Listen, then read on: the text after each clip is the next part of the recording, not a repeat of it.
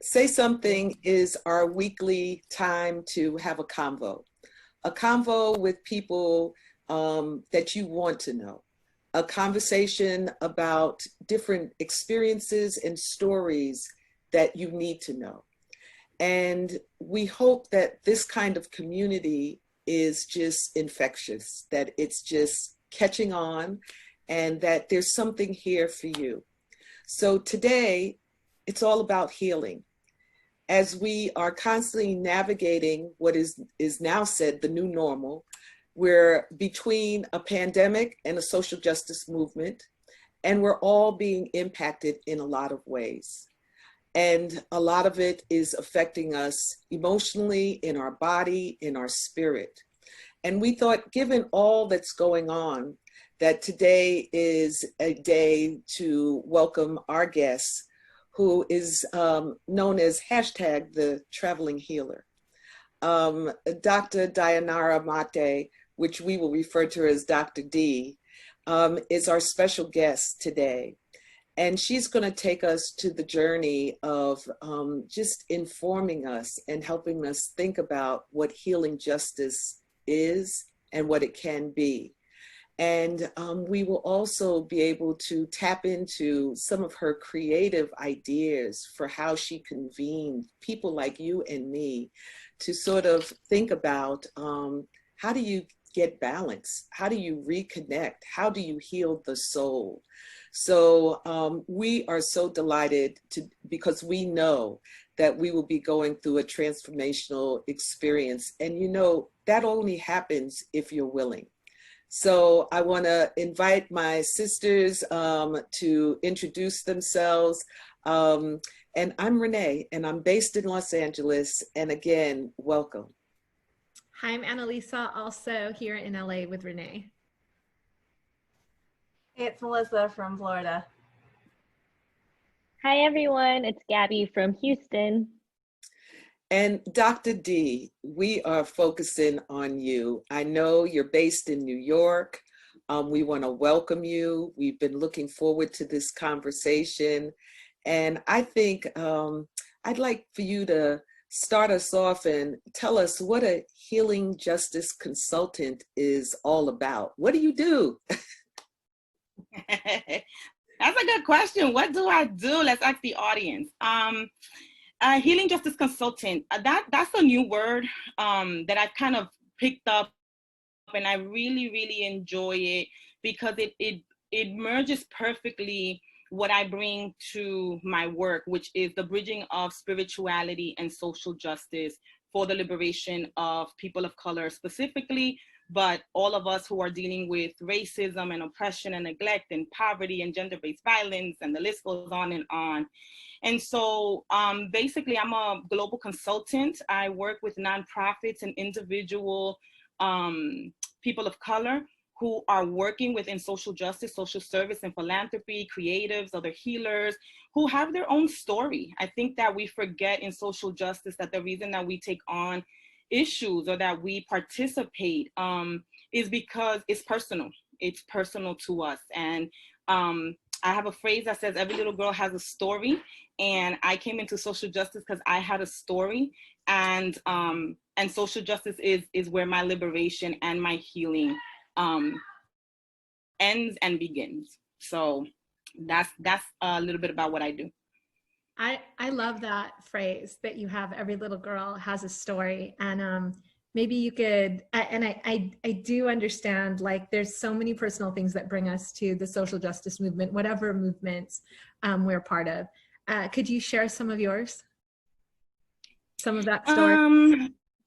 Yeah, so I was born in the Dominican Republic. My mother was a young woman who was a prostitute in a cabaret that my father owned with the madam of the house, who he was married to, and he had an affair, and I was born.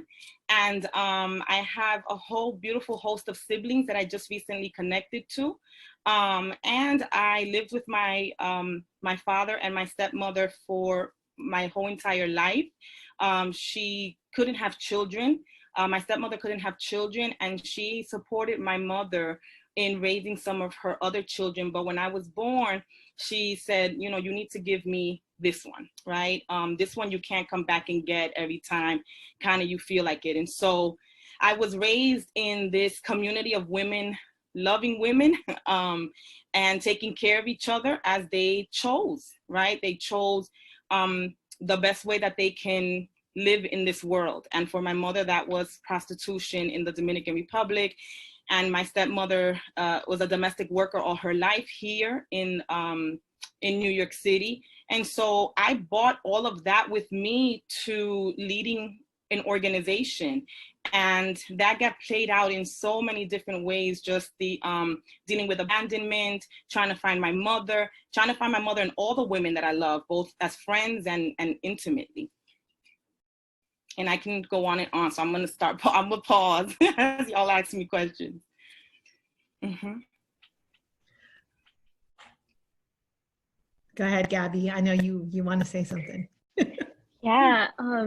How did you, so thank you for sharing your story. I think that's really vulnerable and really honest, and I appreciate your transparency. How did you navigate that? How do you navigate that from that experience and used it as fuel for your current work now? Sure. Well, I came into social justice in an organization that it doesn't exist anymore, but it was called Casa Tabexache, and it translates into the House of Women's Power. It was located in the South Bronx, which is one of the poorest congressional districts of the United States of America. And I came into that organization in 1998, a student in doing my bachelor's degree, and was there from 98 till 2015, actually. And I did one of the hardest things that I needed to do was I ended up being one of the last people standing in that organization as one of the co-executive directors. And we had to close down our sacred space. And what I did was I had to kind of look back because I was hurt. I was angry at my community for leaving me. Didn't really understand why. And what I did was I kind of had to look back in order to do my own journey of healing and say, well, who was I being as an executive director in that organization? And actually, who was everybody being? All the sisters that had walked through that space. And what I gathered was that we were all victims of some form of gender-based violence, some form of poverty, of sexism, of sexual assault, child sexual abuse. And we ended up doing amazing work despite that, but also didn't have the necessary tools to kind of manage when we all played out our own internalized oppression, our own traumas in that space. And that's what ended the closing of that organization. And so I took it upon myself to never let that happen to another young sister of color coming into leadership, that sisters of color should have a moment to look at what has shaped them and what trauma, what violences, what stories shape the way that they love, they live, and they lead their lives. And so that's my work. And I think that is such an important lesson, having come from a really Marxist, feminist, grassroots movement myself. I remember there was no room for your own trauma as you were coming into leadership. And I think that that's one of our biggest mistakes, because burnout is like a mainstream, not fitting phrase, but it's maybe like a very close thing. But I feel like you flame out, right? Because you have all of these things, but you're told you have to be strong, you have to be fierce, you can't cry. And you have all this going on. So I love this piece that you talk about healing with justice. And I could see now where that's come from in your own experience. How has that been playing out during this pandemic? Yeah, I think, when I heard defund the police, and I totally understand it, my first reaction, and most of us on this call, if not all of us, are social workers or in the field of public health and social work in some kind of way. And the first thing that I thought about after doing work for so many years in my own community is that the police are not the only people policing us. That some of us in our roles are gatekeepers, right? That White women are not coming knock on our doors taking our children. It's Black and brown sisters doing that, right? We are the ones that have to turn each other away from welfare. We're the ones that have to come get each other's children. We're the ones that have to be the police in our communities, right? We are mental health workers, we are service providers, we are all of these things, and sometimes we come into our own communities with our own trauma, our own biases. And so I was like, I don't know about defunding police, but I know about it institutionally. But I was like, but who's gonna knock on my door? Because I don't know if I trust my sister to come knock on my door either, right? And so this is the first time I'm saying this, so I'm gonna be very vulnerable. But that was my initial reaction, even though I understand the dismantling of institutions, right? And the roles that they play in racism and what is happening in our countries right now. So I'm down for the dismantling of it. I am just like, wow, we really need to do a lot of work with ourselves, right? And as we also dismantle. You know, as I'm listening to you, the power of words and how we don't take time to unpack them and explain them. And a lot of times those words are fueled from our lived experiences, and we're hearing these things in protests. Last week we had a youth march here in Los Angeles, and we felt it was important to have a youth march because even as adults, you're hearing people yelling in the street, translated advocating, being activists, but you're starting to say, well, what do these words mean? And where's the space for us to deconstruct, understand, translate, and really say, is that really what we're trying to do? You know, because we are, it's sort of like a group think. We're just following, and rightfully so. This is what movements are about. But I think as I'm listening to you, the stories that are behind those words that are just thrown out there, and I agree, we have to take some time to say, what does this mean? What does this mean for me? And what does it mean for you, for communities? You know, so that makes me wonder, how are you finding yourself guiding people in your work as, you know, people are now talking about anti-Blackness, how to be an anti-racist, you know, racial justice, and the call for action. How are you seeing this bubble up in your work, and how are you addressing it? Yeah, I think, you know, when I came into social justice, I was only 24 years old, and the word racism and sexism, I had never heard them in my life, ever. I'm in New York City, I'm in Washington Heights, I'm living in a little Dominican town, I might as well have been in the Dominican Republic. These are not things that we are, these are not words that we're using in our everyday life in our communities. And I remember my first entrance into Casa, and I was asked, you know, have you ever experienced racism? And I was like, no, why would I have experienced racism, right? And well, have you ever experienced sexism? Absolutely not. What are you talking about, right? And then they started giving me just examples, right? Like, well, when you walk down the street, that the guy touched your butt. And I was like, yes, they touch my butt. That's what they supposed to do. wait, what's the problem, right? And, you know, I remember being on the phone with the white women, you know, who called my mother because in the 4-story, 20-room house, she forgot to clean the night table, and I had to translate that, right? But in my brain, I didn't think anything was wrong with that. That's what everybody's going through, right? Mm-hmm. And so I also think that we forget that while our communities are very resilient and powerful, and we know there's something wrong, we're not all using the same words to talk about that, right? And that certain things like racism is so insidious that you kind of you don't think about it. It's just kind of like, well, this is what's happening. This is my house, right? We always make those jokes. We always do that, right? And so what I'm advocating for now is for us to go home and to look within our homes first. I cannot be out here having a political unity conversation with anyone if I haven't spoken to my daughter, my son, if I haven't checked in with my mother about what things are normal in my own house, right?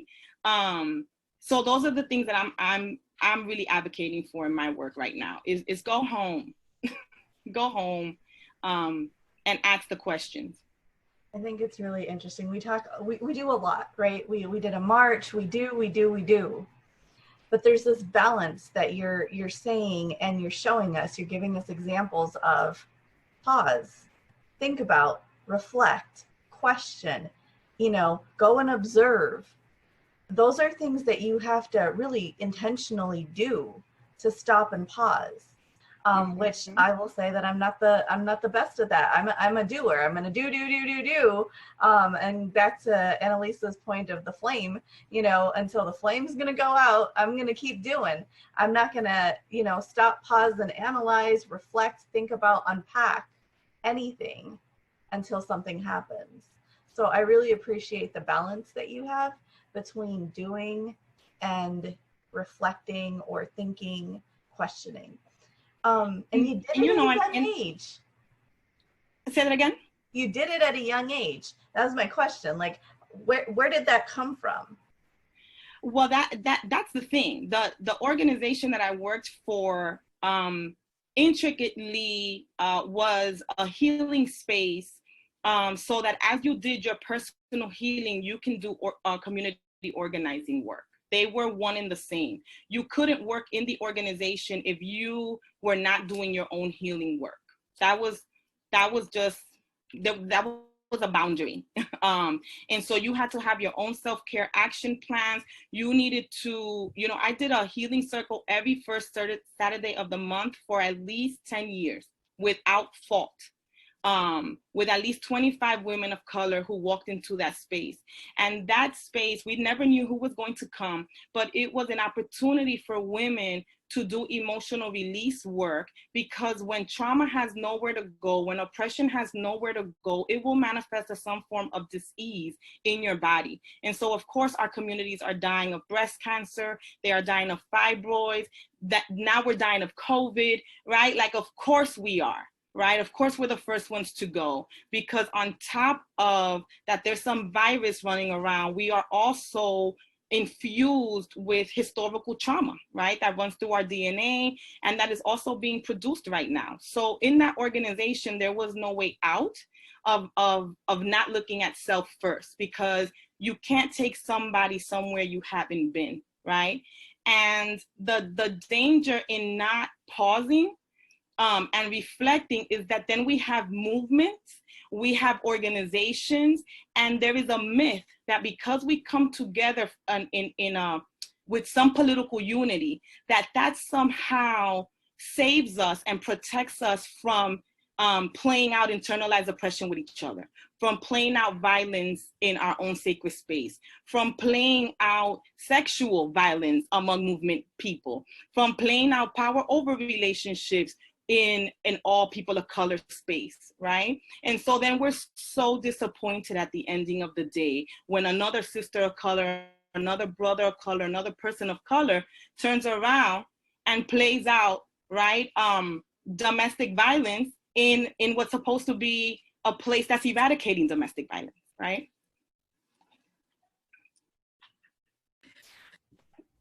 Yeah, yes. I could just, I'm like, oh my right? goodness. Yeah, all right.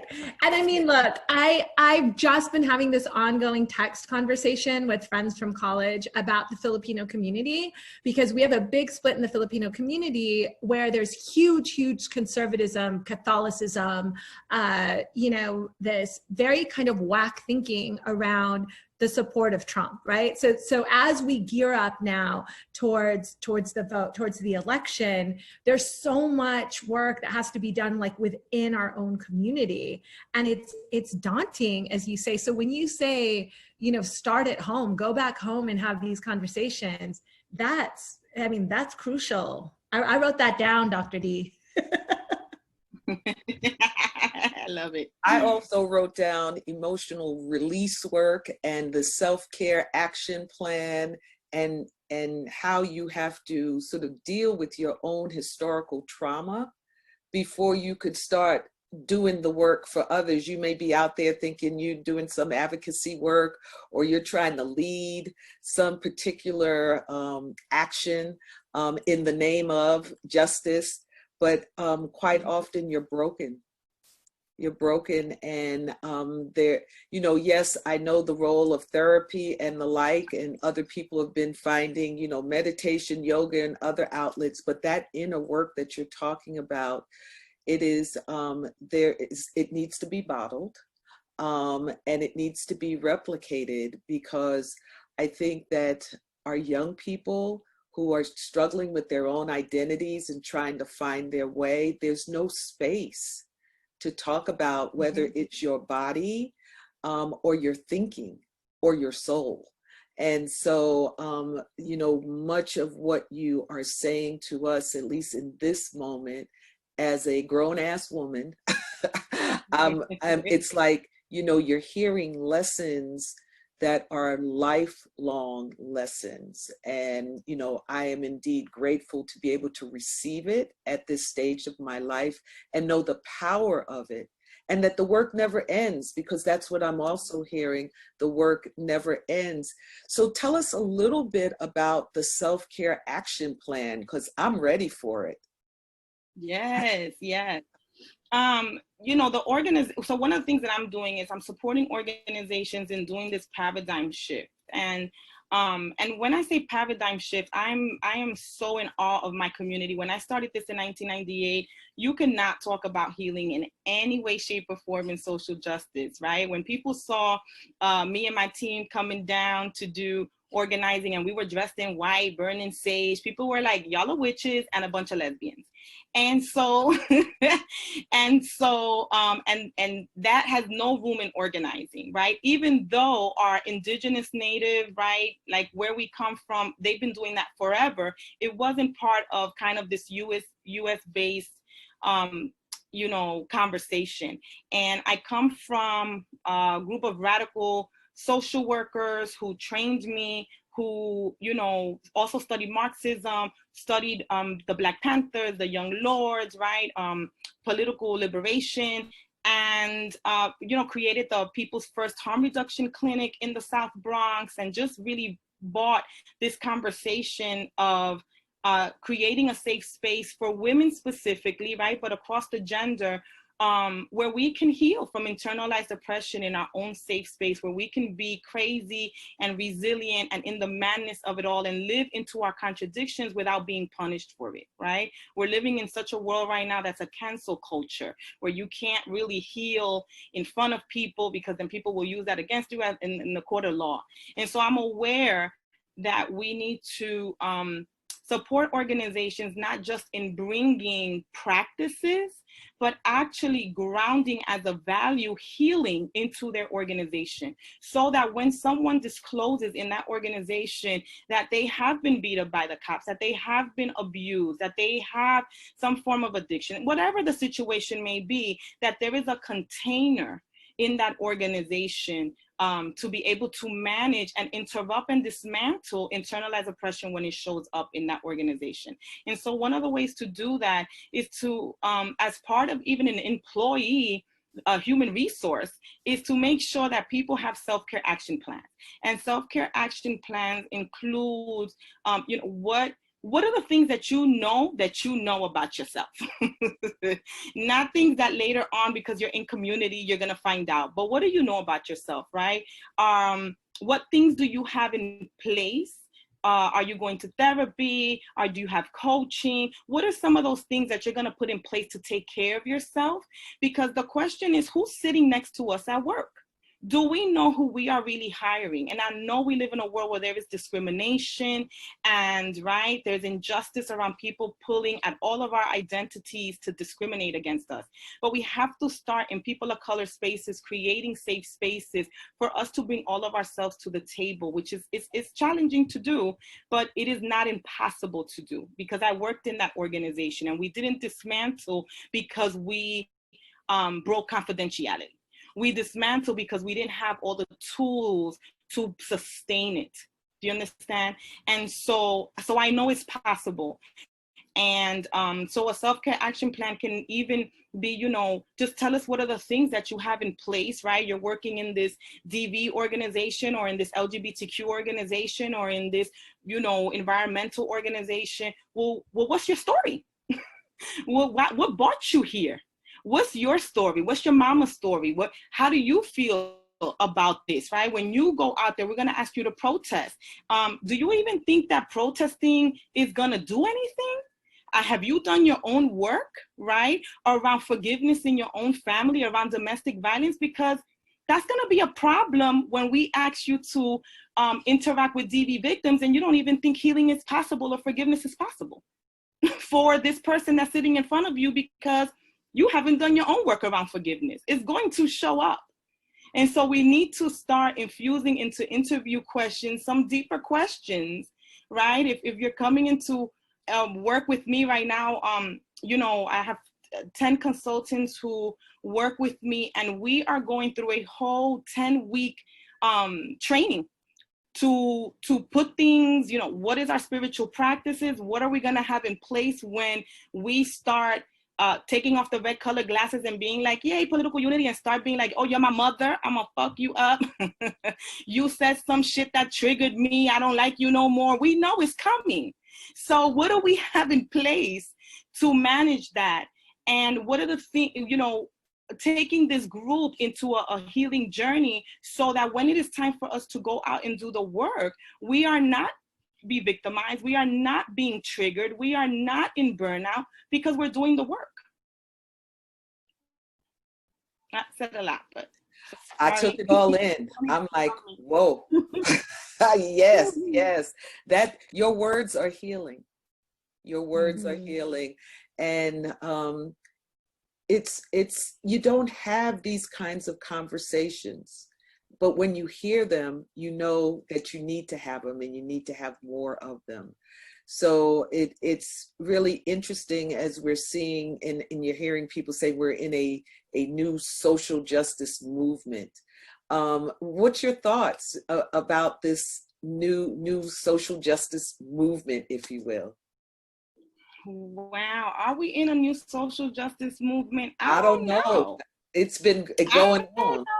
No. It's been going on forever. Yes, it's been going on forever. Yeah. And a lot of people's voices are still missing from it, right? But for I you know, what has given me console is that it is the revolution for this moment, and the people that are out there fighting, which is a majority of young folks, right, that are also being led by some veterans, some amazing folks that have been doing this work forever. It's their time. But in my time, we had our own movement, right? I was fighting for Vieques. I was fighting for, you know, so many things that were happening on the earth. And so I think each of our generations has its revolution. And this is this generation's revolution. And I know I've had to check myself and say, you know, stand back. What role can I play? It's okay. We don't all have to be out in the street. And so what is our role? Because I've been in the street for 25 years. And so it's okay for me to be home right now, thinking about this from a different way and figuring out now as an elder, well, what role can I play? Well, we have heard the words, we have received the lessons. It has been a blessing.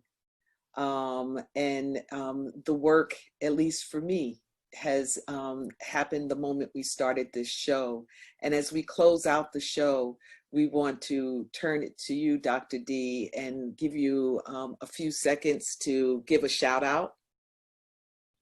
I'm gonna shout out all the survivors, of all these movements, all the moms that have lost so many of our young men and our trans and LGBT community, the Native American sisters that are still out here fighting their asses off.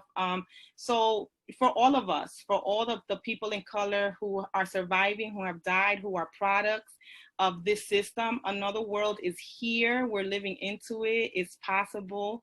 And don't be afraid of healing. Healing is here. it's happening every time we take the street. So don't be afraid of it. Well, thank you. We've heard the messages, we receive it, and it's ongoing. And there's residual effects that we know will happen the moment that we stop this show. We want to